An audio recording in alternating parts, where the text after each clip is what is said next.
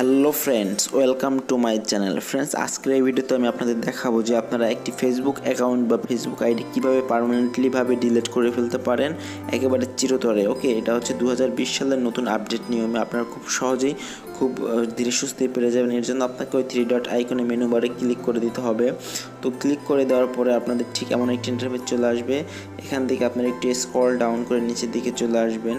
তো নিচের দিকে আসার পরে আপনারা পেয়ে যাবেন সেটিংস অপশনটি, ওখানে একটি ক্লিক করে দেবেন। তো সেটিংস অপশনে আসার পরে এখান থেকে একটু স্ক্রল ডাউন করে নিচের দিকে আসতে থাকবেন। তো একটু স্ক্রল ডাউন করে নিচের দিকে আসার পরে আপনারা একটা অপশন পেয়ে যাবেন। এখানে হচ্ছে your profile, okay, your Facebook information এই অপশনটি পেয়ে যাবেন।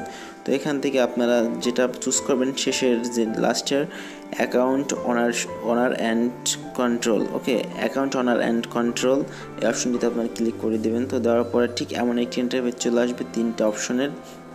তো এখান থেকে আপনাকে যেটা অবশ্যই করতে হবে, এই মিডলের যে অপশনটা ওটাতে চুজ করে নিতে হবে, ডিঅ্যাক্টিভেশন অ্যান্ড ডিলিশন, ওকে, ওখানে লেখা আছে।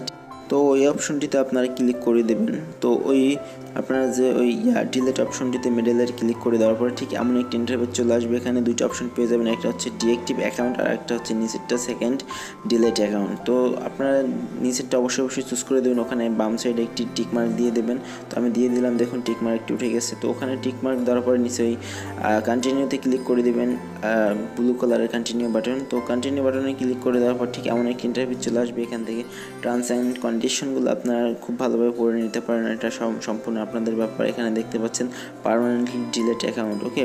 তো এখান থেকে স্ক্রল ডাউন করে যদি আমি নিচের দিকে একটু আসি তাহলে আপনারা অনেক কিছু দেখতে পারবেন। তো এগুলো আপনারা আপনাদের ব্যক্তিগত কাজের জন্য বা ব্যক্তিগত ইয়ার জন্য আপনারা পড়ে নিতে পারেন। তো আমি এগুলো পড়ে শোনাচ্ছি না, অযথা আমি টাইম নষ্ট করার কোনো প্রয়োজন মনে করি না। তো এখান থেকে স্ক্রল ডাউন করে নিচের দিকে আসলে পেয়ে যাবেন ডিলিট অ্যাকাউন্ট নামের অপশনটি।